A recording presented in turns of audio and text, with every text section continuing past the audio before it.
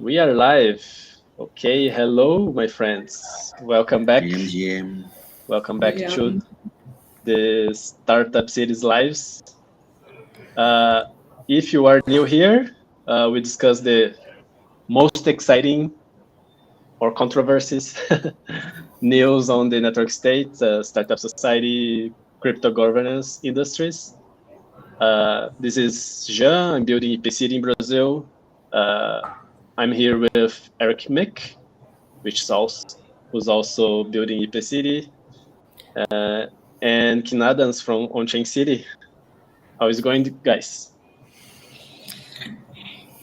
Very good. Um, but you can say Mickey, Eric Mickey. Eric Mick. The What Brazilian is it? pronunciation. I feel Ah, like you okay. said Mick, like a Ah, Mike. okay. Mick, Mickey. Mickey. Yeah, Mickey is the Brazilian verse. When I was in Def Connect, people were saying, "Oh, that Mickey guy." They call you the Mickey guy. The Mickey guy. When you mentioned. It's not bad because there's a lot of Eric out there, so I Yeah, can't be the only Eric. Yeah, yeah, it's a there's a good lot of brand. Eric and there's a lot of Guilherme as well. So Giz, there's a few. So Hmm. We need nicknames in crypto, right? Ken, where are you? How is going the UAE events? Do you wanna share a bit?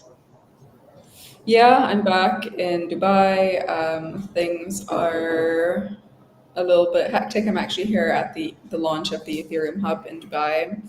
There's a few events happening. So you have Binance Week, you have Solana Breakpoint, you have Abu Dhabi Finance Week, you have the Milken Conference.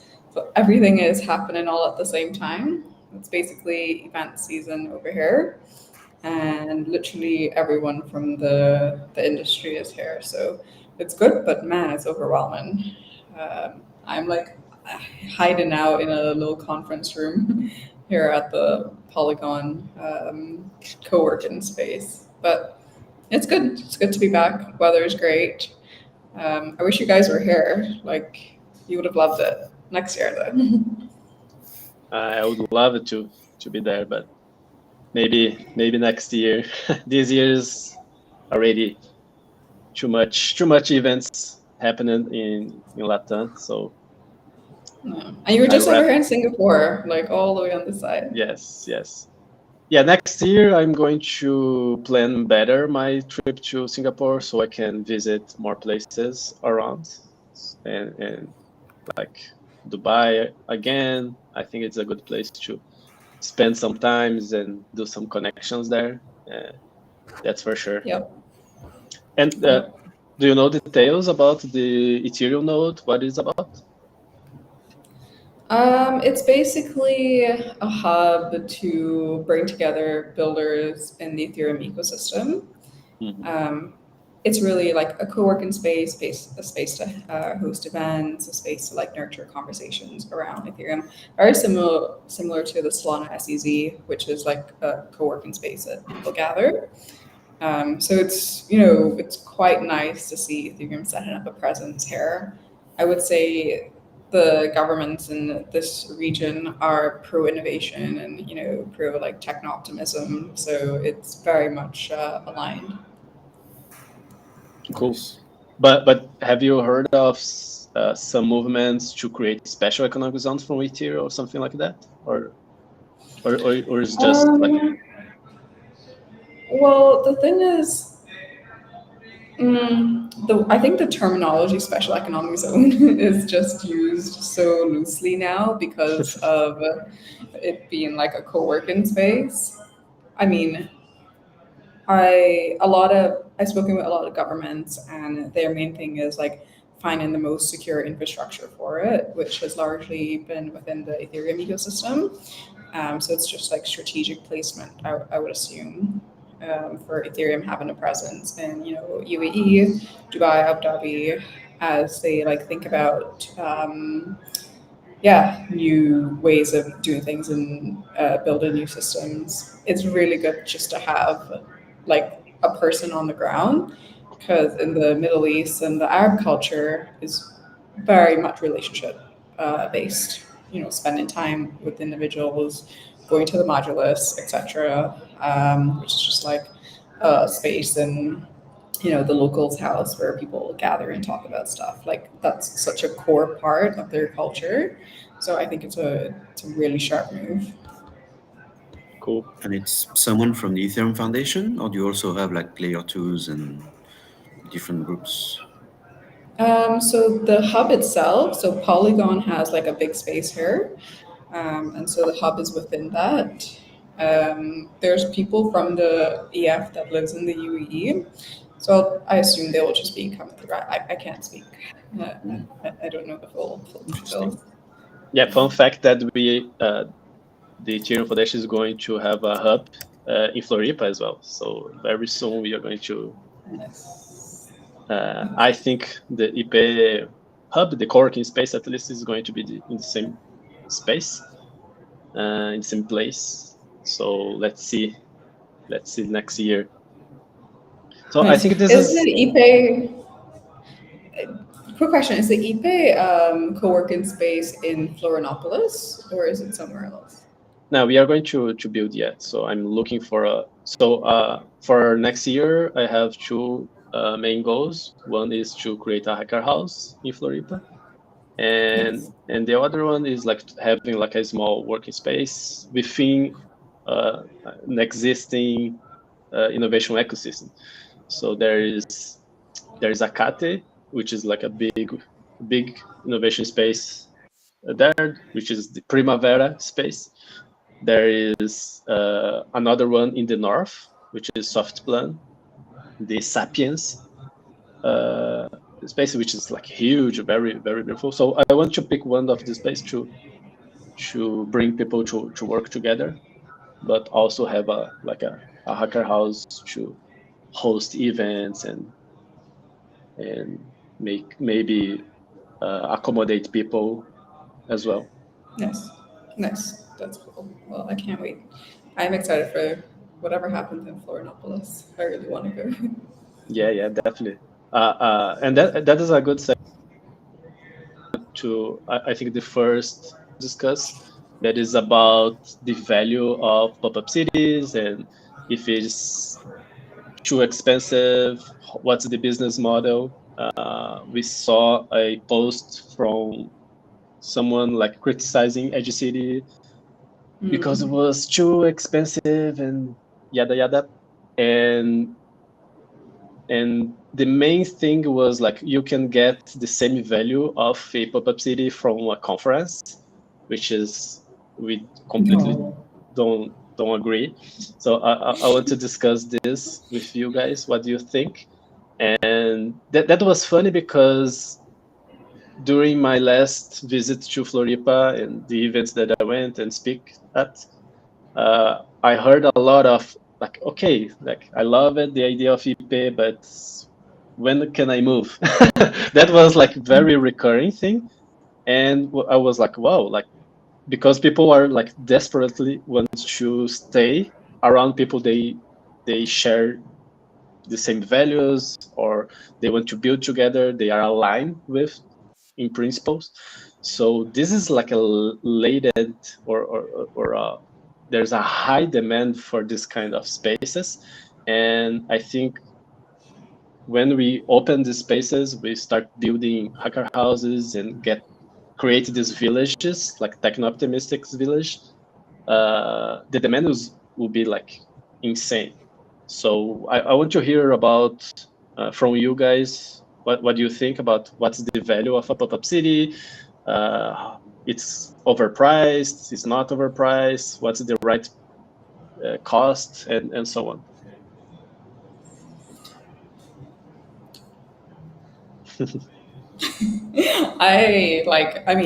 My first question to whoever said that is, have you been to the pop-up city? If it's no, then like the take doesn't matter. Yeah. It's as simple as that. I think like it's one of those things that you have to experience before having a take, because pop-up cities and that month-long experience gives an individual the the room and the surface area to have like very vulnerable moments, because you're literally like, you know, seeing this person day in, day out, and you kind of pull back the layer from the surface level things, right? Like some people, they live together, they share rooms, they go on hikes and do stuff, and you know, one might say, yeah, like, okay, we can just go to a conference and then do a hike, but the things that are meaningful sometimes come after the fact. And so I think, you know, pop-up cities really give and lay like the gives the surface area for vulnerable moments, and cool things happen in vulnerable moments. And I don't think that's something that you can put a price on. That's literally like what family is all about. When you live with your family, when like you go and spend time with them, like the reason you're so close as a family is because you have vulnerable moments. So I agree that that is a very naive take. But, you know, I would imagine that someone looking from the outside in, I could see why someone would say that. So I get both sides of the spectrum, and my only thing would just be like, just go, just go to one before. It's kind of like people having an opinion about the UAE or Dubai based on like the propaganda that they see. It's like, just go to Dubai and go spend time outside of Marina and downtown, and then have an opinion. Because it's really hard to have an opinion about something that you haven't experienced. So that is an extremely naive take, I would say. Yeah, it's a bit hard to put value on this, but also like, what is even a pop-up city? Like, I feel like the network school provides a lot of that value, but I wouldn't call it a pop-up city because it's kind of permanent. It's there, you can go anytime. But there's clearly value in staying a very long time with people who share the same values. To me, it's even more like they have the technical skills to understand what we're talking about.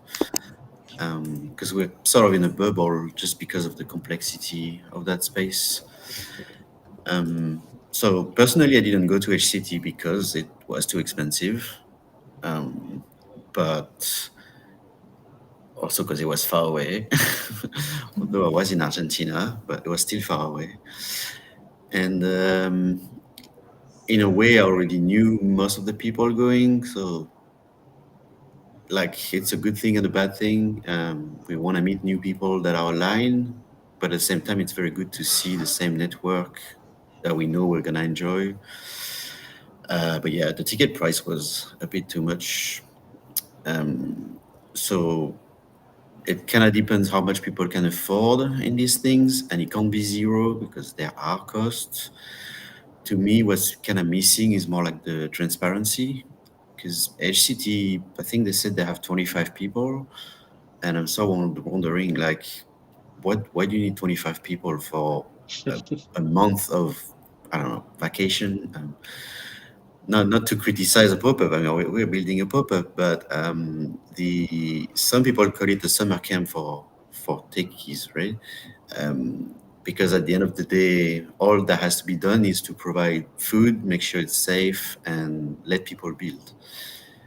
But HCT organizes maybe 10 pop-ups a year, which is a lot, definitely, and they go and check the places before they approve.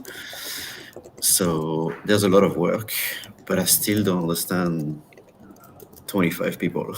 I feel like 5 with AI would do pretty good. Yeah, if they could, like, I think they said they would share more finances. So let's see how they break down like the expenses and how the price is justified by everything they do. Yeah, I think it's there's two discussions. So one discussion is the value provided by a pop-up city. I think it's immeasurable. It's like immense. Like I give some examples from my participation in the first pop-up city, in the second actually after Zuzalu, the Vitalia in Prospera, which was life-changing for me. I got to speedrun a lot of things that I was planning and launched the documentary, met Balaji, worked with Balaji in Singapore afterwards. And that accelerated a lot. Like was more than the equivalent of more than a year of work in Brazil. If I was here just online and trying to build my community. So and it was 2 month period. So that was it's a completely new experience. So this is one thing. Another is very hard to discuss because depends, which is the unit economics of the business.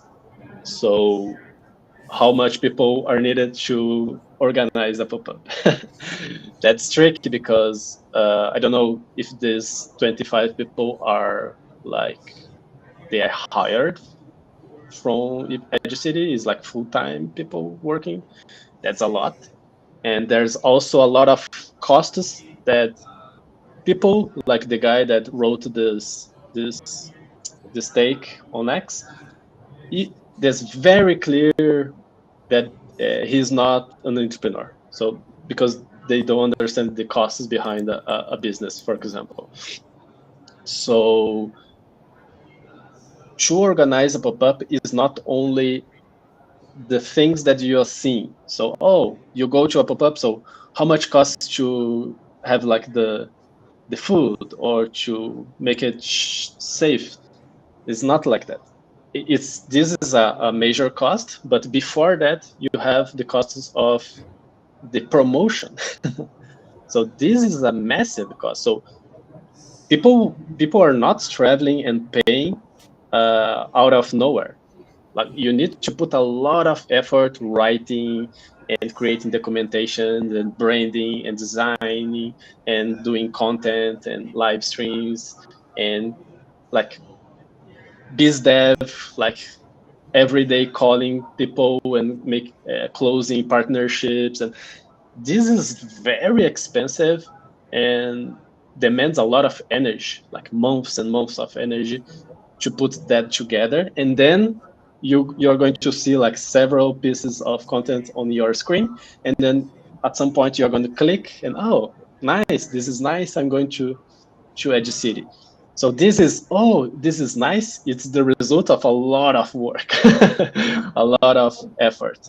So and this costs a lot of money. So that's the hidden part that people usually don't see if they are not entrepreneurs. So it's the same thing that when people say like, oh, Uber, like let's decentralize Uber. So you can get a lot of drivers and we can share, people pay direct to the drivers. But like in order to people using your platform, you need to do a lot of marketing, biz dev, customer services. So if you forget your iPhone, what do you do in the car? What do? You send a message to the app and try to recover, and the Uber helps you, and there's a lot of structure behind. So people don't see this hidden structure, which is very expensive, and there are engineers and a lot of things.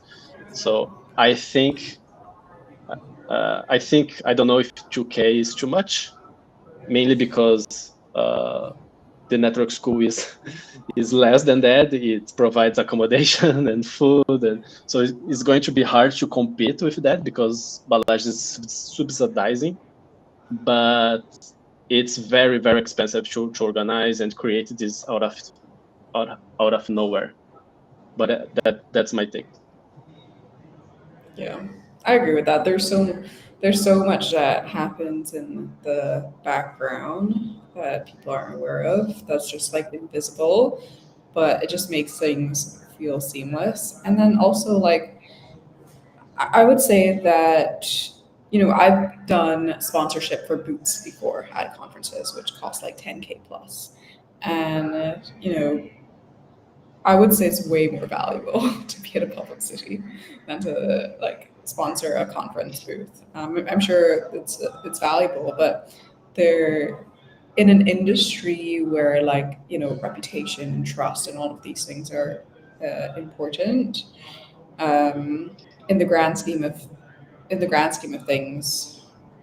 Yeah, I don't know. And like a lot of the pop-up cities kind of position themselves as an incubator. So it is for, new builders, new ideas, people that like just got funded or are thinking of interesting things to build. And like the EV is just so high.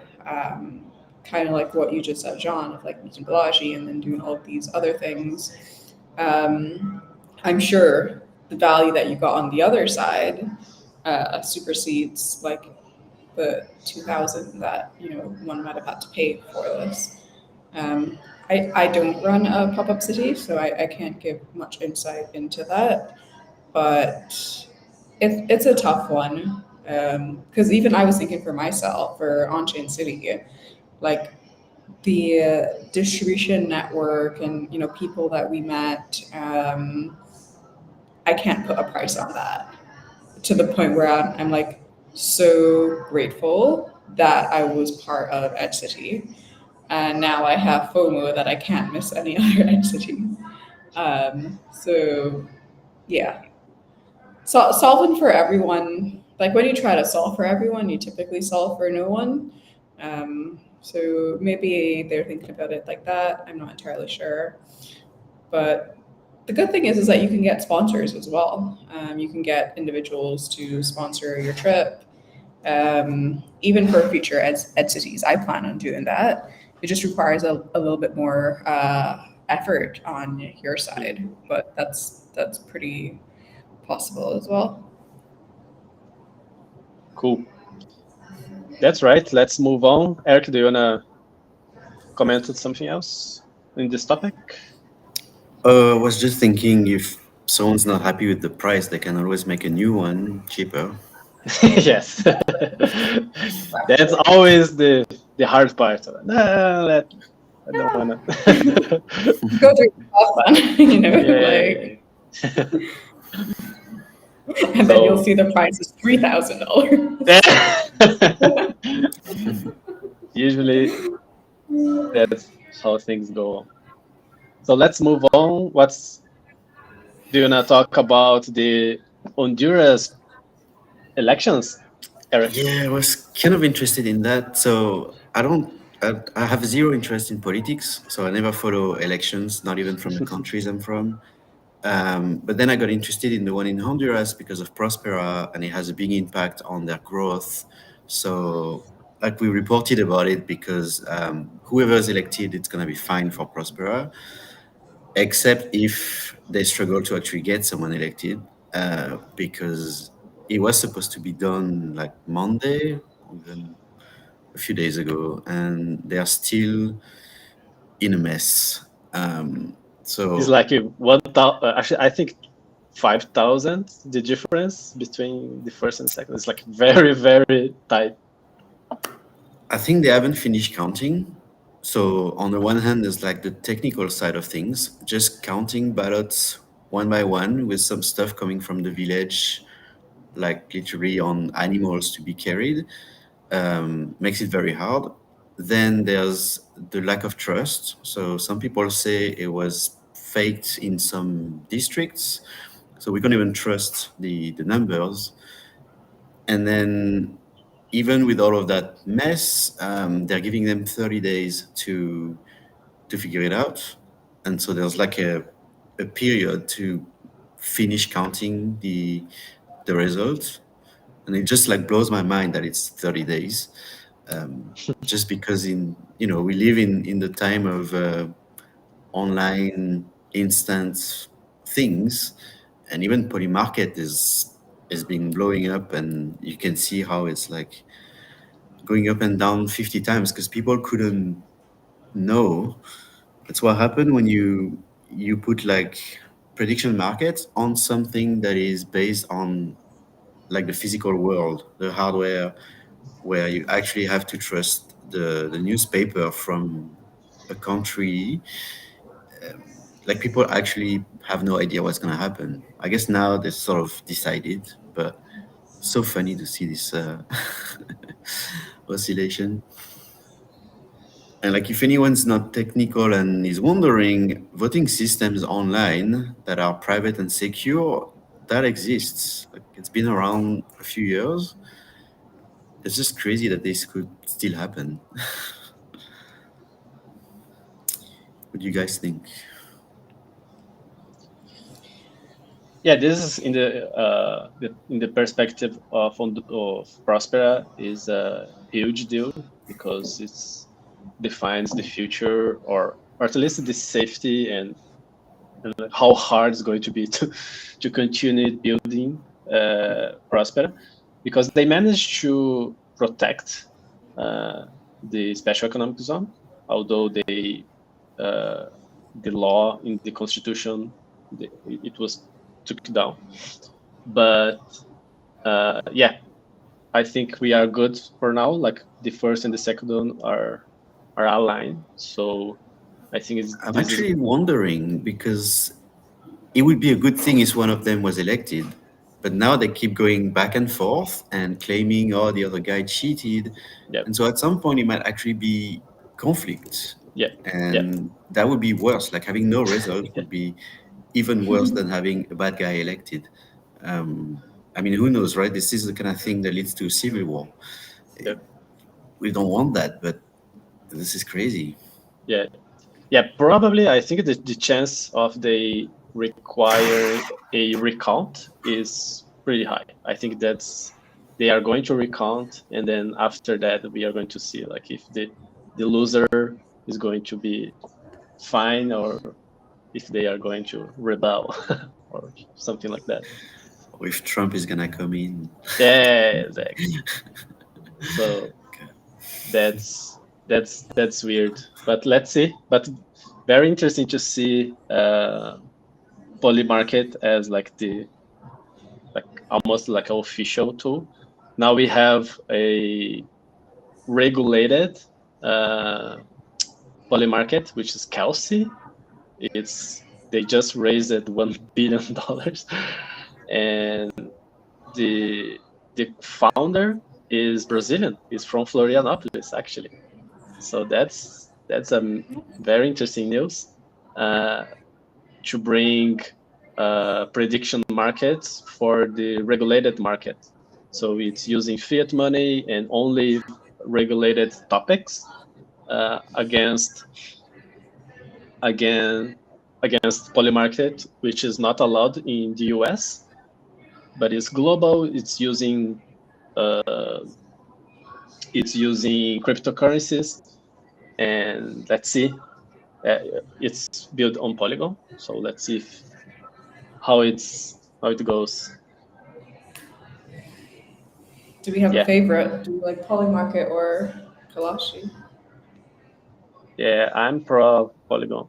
I'm pro Polymarket. So always decentralization, but I think there is space for both, and they have a lot of money now, so they are going to grow a lot. But I think the target are different people in different markets. So exact same graph. I mean, I do see like a world where these prediction markets become like the revenue stream for news sites themselves, because it's like the cost of advertising like constantly goes down, and media outlets kind of lose trust for like citizen journalism and so forth. I see a world where like the CNNs themselves launch their own version of prediction markets embedded within their application. So I'm curious to see which infrastructure gets used, but yeah, I also don't have. I lean towards Polymarket, but that's just because like we know so much about the story of Shane and how long he's been doing this for. But it's pretty cool to see like a new market entrant come in and like crush it. Yes. So I respect that. Yeah, absolutely. And I think this is a good sign for the industry, because once you have like a regulated solution, like kind of opens the doors for other players and bring more safety, legal safety for the space as well. So that's a good sign. And also, I love to see these kind of crypto native solutions, like in the case of Polymarket, which is solves problems in a very different way, a completely different nature. And I'm very excited to see more this kind of crypto native or internet native solutions for governance, uh, because it's not very intuitive to come up with these ideas, and they are usually very different from. So discovering if something is true, usually in the pre-internet or in the legacy systems, it's usually kind of uh, require humans in the process, and they are evaluating the news. There's coercion, there's a lot of things, and laws. But when we move to the internet native environment, you have, for example, community nodes, which is way more like smarter. We have prediction markets. So usually the solutions is less violent and more like creative and more decentralized, and of course more effective to discover what is true, what is not true. And I want to see these kind of solutions for capital allocation as well, for building consensus and these kind of things for governance. And I think we are going to see with AI, with crypto, completely different solutions over the next decades. And I'm looking for these innovations. Don't you feel like Twitter has a pretty good chance to like actually disrupt this? Because Elon always talks about like voter ID and whatnot, and I saw Nikita Bear like was referring to Twitter as the global town hall of the world. Yeah. And so I'm sure there is something on that roadmap of actually like embedded voting on certain things within Twitter. You have all the users, you have the people that care about these topics, you have AI that can filter if this information is real, if this context is real, and you can get more meaningful information. So that's actually that should be a prediction market. Would roll this out. Exactly. And you already can see the building blocks there and the way people use, so with community notes, but also with Grok. So when people post something, people already ask Grok in the thread like, this is true, or give me the I don't know, the other side of the story, or this is biased. So it's like a building fact checking, way more powerful. And also Elon launched Grokpedia, which is like completely different from Wikipedia as well. So it's very integrated into the X ecosystem. And so yeah, I think it is your insights accurate. Could be a space for, which is very ironic because X was like Twitter was like one of the worst spaces to discuss politics because it was like insane, very polarizing. Yep. I mean, I like this stuff, and yeah, there's like a fine line until we get to Futarchy using the same tools. But I'm still looking at it, and I'm like, this is all very boring dopamine addiction things, right? Everything is about sports or famous people kind of stuff. Yeah. How do we make it useful?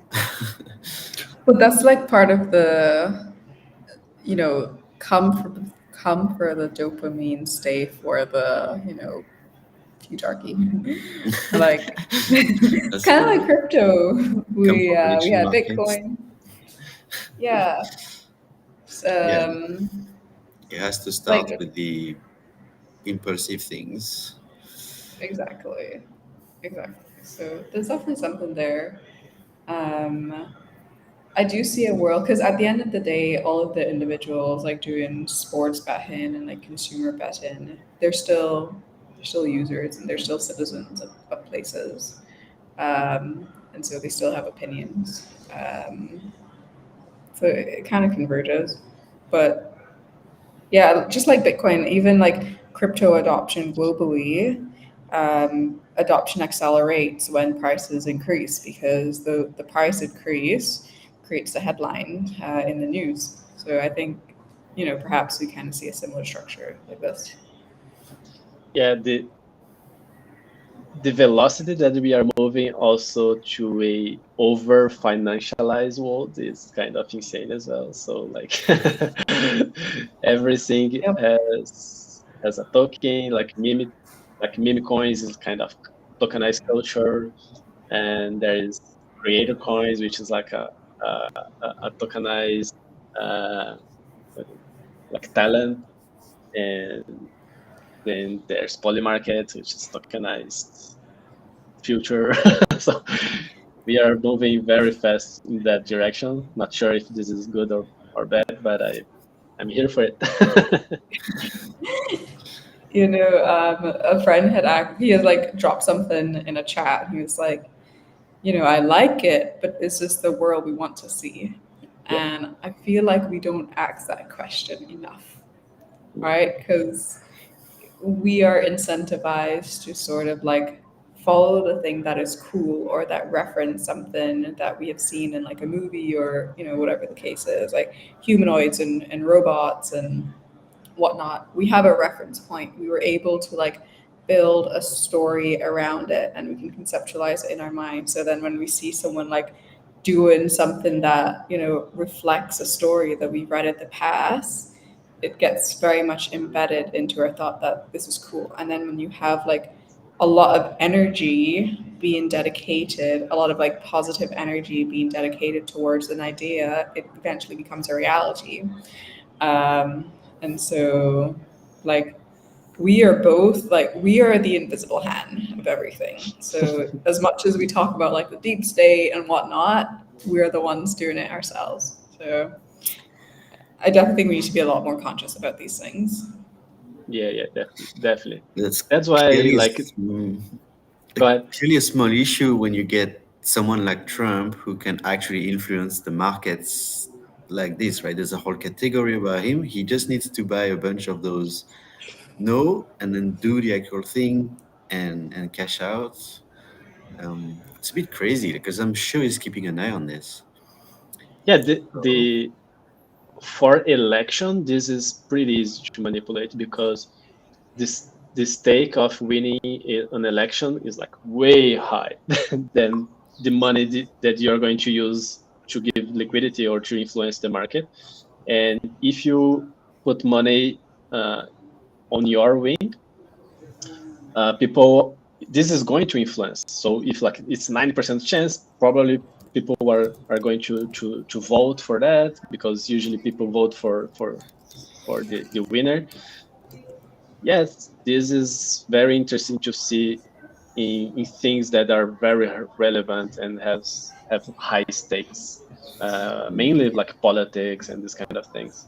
So probably we should have more transparent processes, and maybe this is the role of Kalsi, because you need to have KYC and like it's very regulated for this kind of things. Yeah, Let's see. that's true. Because like the people that make the market ultimately define like, okay, these are the two binary outcomes. Because I don't think, to my understanding, the markets that are made on Clashy and Polymarket, it's a team that puts up these markets. It's not the community. Yeah. Yes, I think that is you need to follow some rules, and it's only the company that decides Right. what's going there. But I'm not sure if there is space for the community to put something there. There's literally more than one per second being created. On the poly market, right? Yeah. That's crazy. Okay, guys, let's move on to the next one.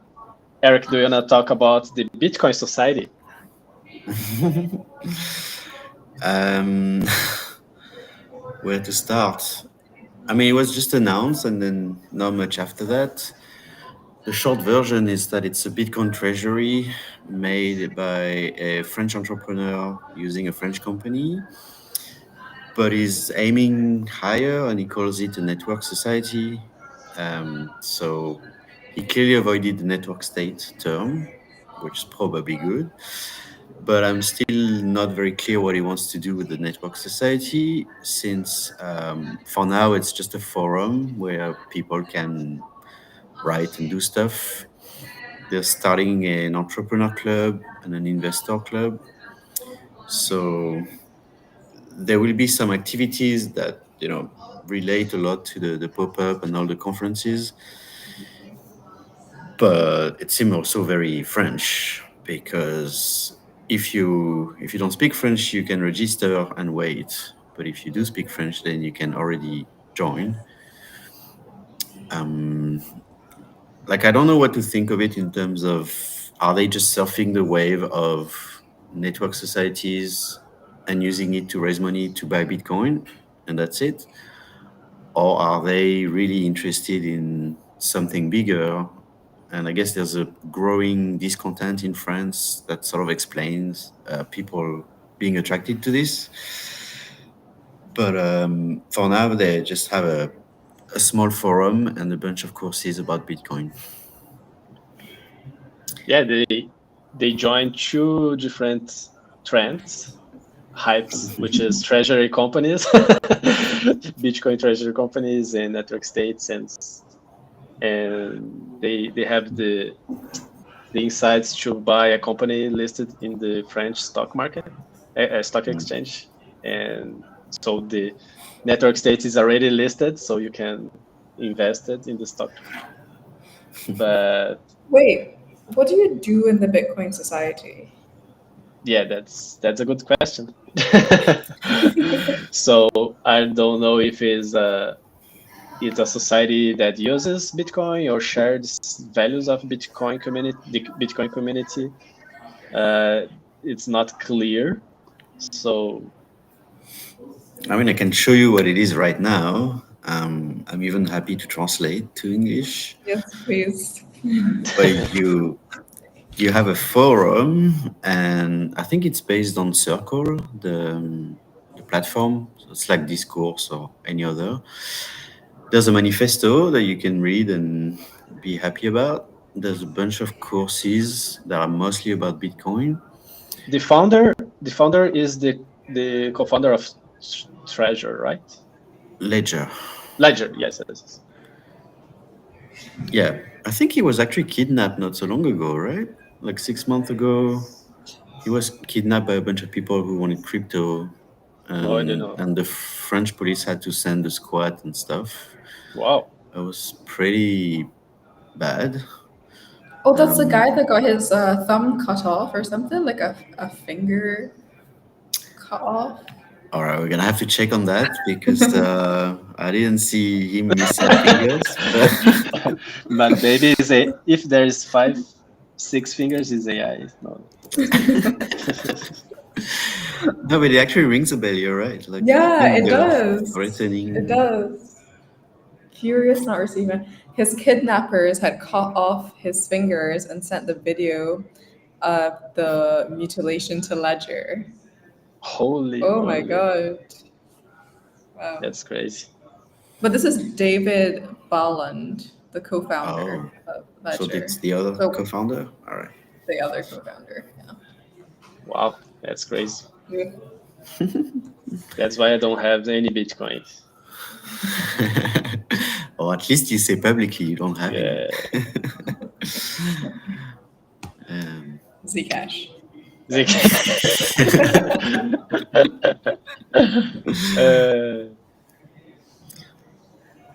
But yeah, so that's kind of it. Like, you have a forum and you can talk with other people. I feel like it's the very beginning, so the community still needs to decide what to do with it. but it could go any direction. Like it's one of those network where unless they do a lot of stuff and they grow, it might just go quiet and disappear. I've seen many like this, so we never know. Cool. Yeah. Interesting to see more projects emerging in the space. I think this is net positive and is going to spread the meme, the idea, and make the ecosystem more strong, I think.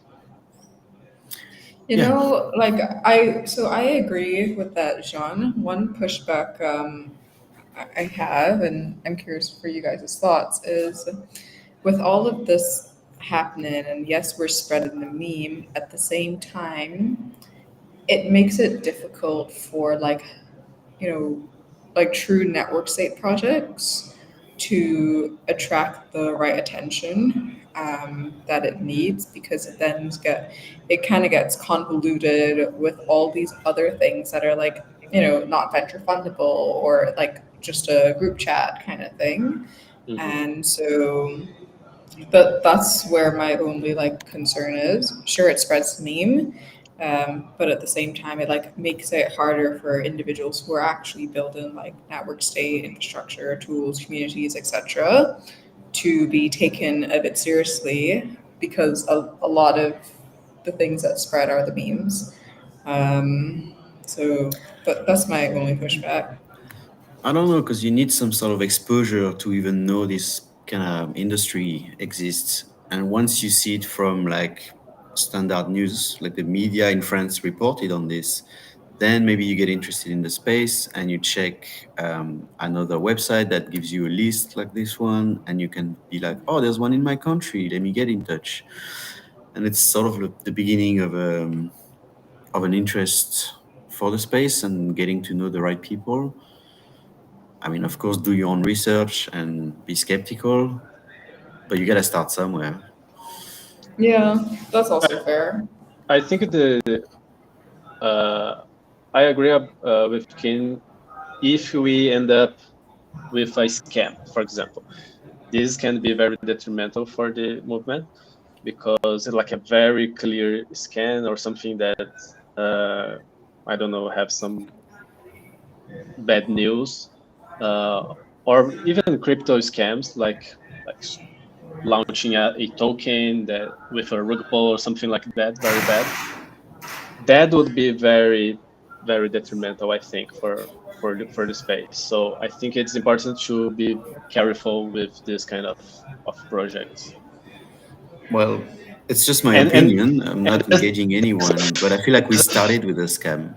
Like Praxis is probably the oldest network state, and it's unless we're proven wrong so far, not very legit. yeah, So but it's not But a this is scam the thing. in the sense of, like, for example, a bunch of people put money and then they lost their money, and something like that. So and then the community is like, oh, saying, oh, these guys are scam and something like that. So it's mhm.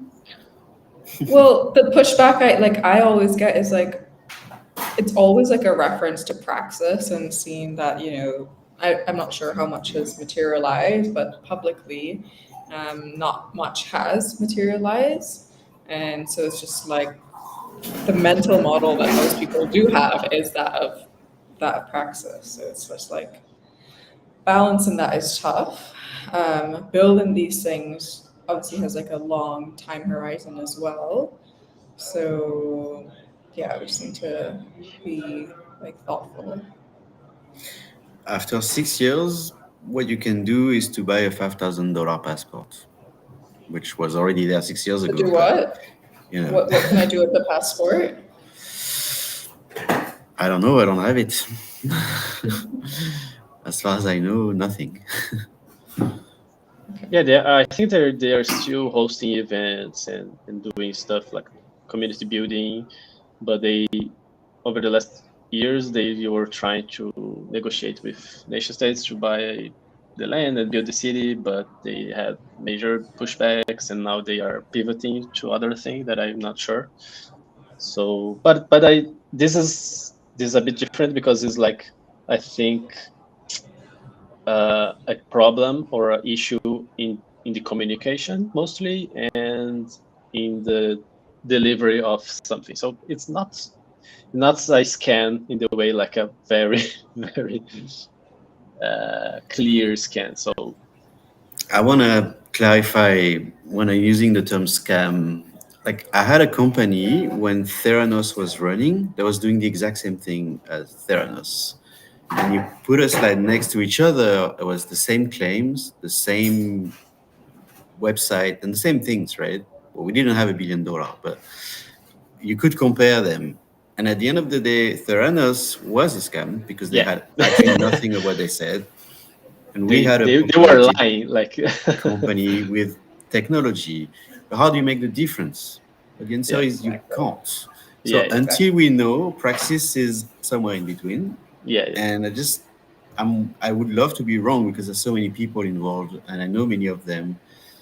I wish they would deliver something, but like you said, the last few years they've been going in very different directions, different countries, and then it's AI, and then it's real estate.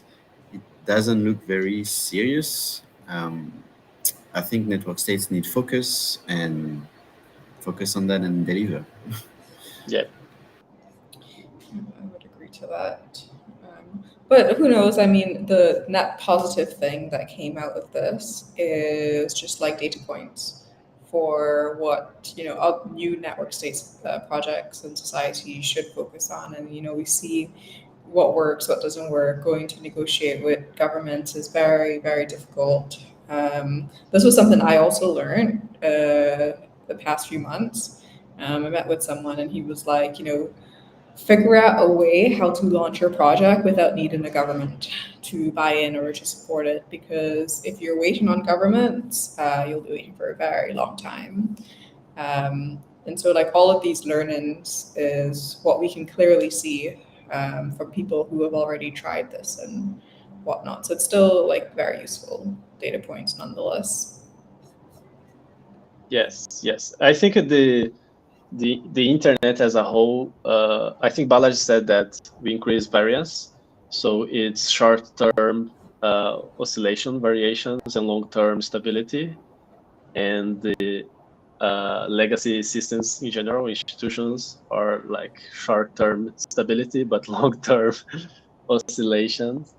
And like even cash is like that, and or media, like you don't have like these massive lies or kind of misinformation in the news, like specific crazy things, but you have like major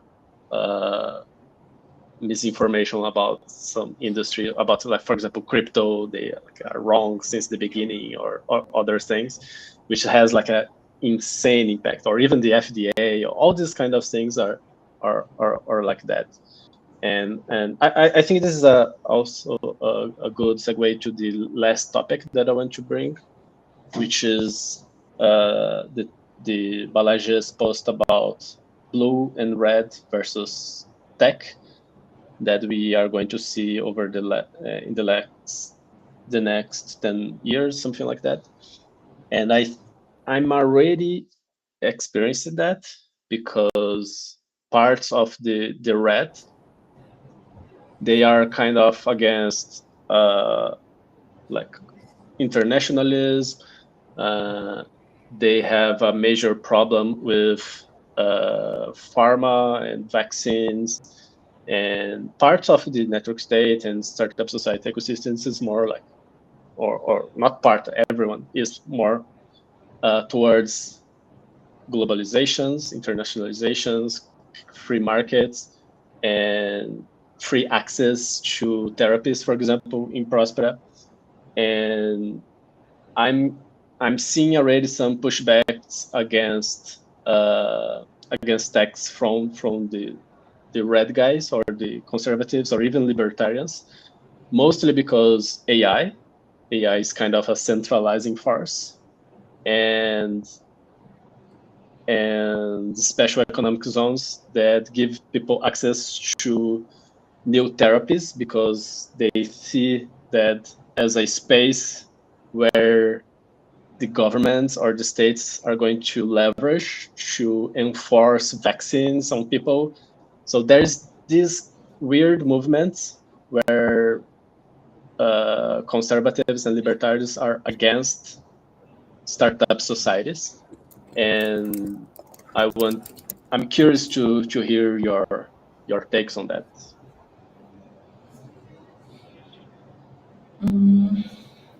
I didn't read the Balaji post too much, but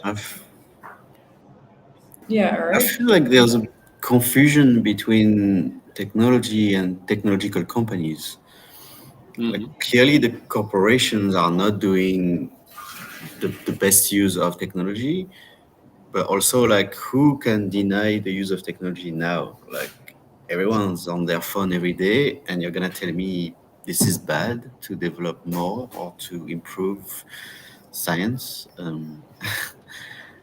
Sometimes I don't really get the conservative point of view, because like if anything, what improved the state of humanity over the last centuries, that's basically technology, like nothing else. Of course, we can sort of think of regulations and laws as a type of technology, but that's the one we've innovated on the least, and that's kind of the one that's being disrupted right now. When you talk about special economic zone, this is basically disruption on the laws. So, yeah. So, okay, I don't have many thoughts on the actual thing itself. What I do have thoughts on is like how we are approaching all of this. I think the biggest virus that we have is how we label things, and how we segregate things into buckets where you have like like the red and the blue and the conservative and whatnot. And by doing so, we automatically like create two separate buckets when there might be a third option that is optimal. And so just that alone determines which direction we move into, because we've already said there's only two sides, it's red and it's blue. Which prevents us from thinking, okay, maybe there is a purple. Actually, like as we can see here, like what is that purple? There might be an orange, and there might there's what is it saying? There's many ways to slice a cow or something like that. Sorry if you're vegan, but there's many ways Skin to a cat. yeah, skin a cat. Yeah, that sounds a bit harsher, but I definitely think that our approach to the terminologies right now is extremely critical. And that's how like propaganda is created, by leveraging certain terminologies to say, okay, the conservatives are doing this. Like it frustrates me quite a bit. But the good thing is that we are like naturally self-organizing human beings, and there's enough incentives to coordinate amounts things. So I'm hopeful that we will eventually figure it out, because we're like in this like space and time and moment. It seems like there's a discourse between these different sides, but if you zoom out, if you zoom very far out, it's just us coordinating to figure out the most optimal approach. So I'm still pretty hopeful.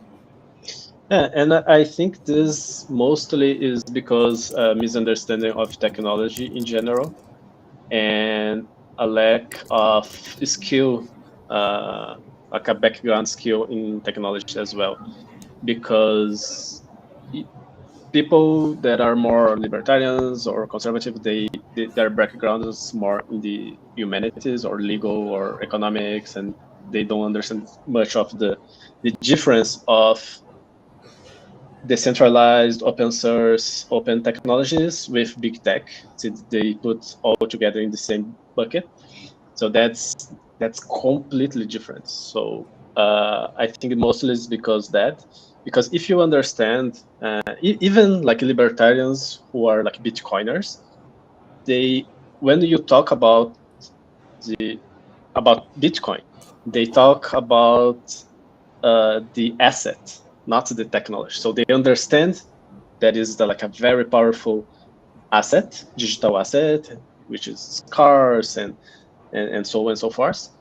But they don't understand the underlying technology, and even most of those Bitcoiners are against, for example, Ethereum, because they they analyze the ETH as an asset. They don't understand smart contracts and the power, how powerful it is to create decentralized apps, and they don't understand open source as well, and peer-to-peer and cryptography.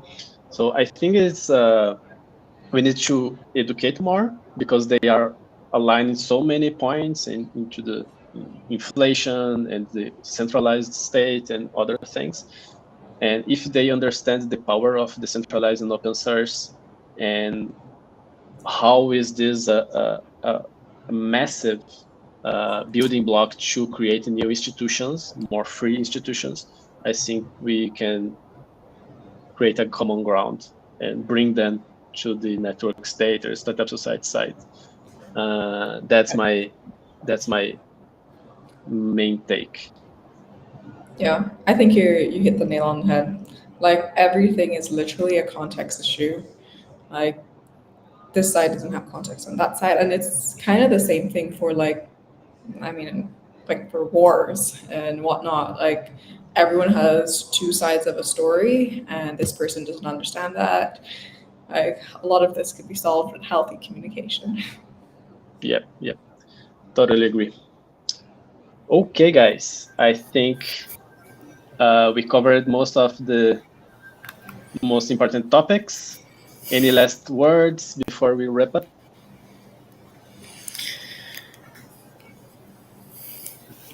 Eric?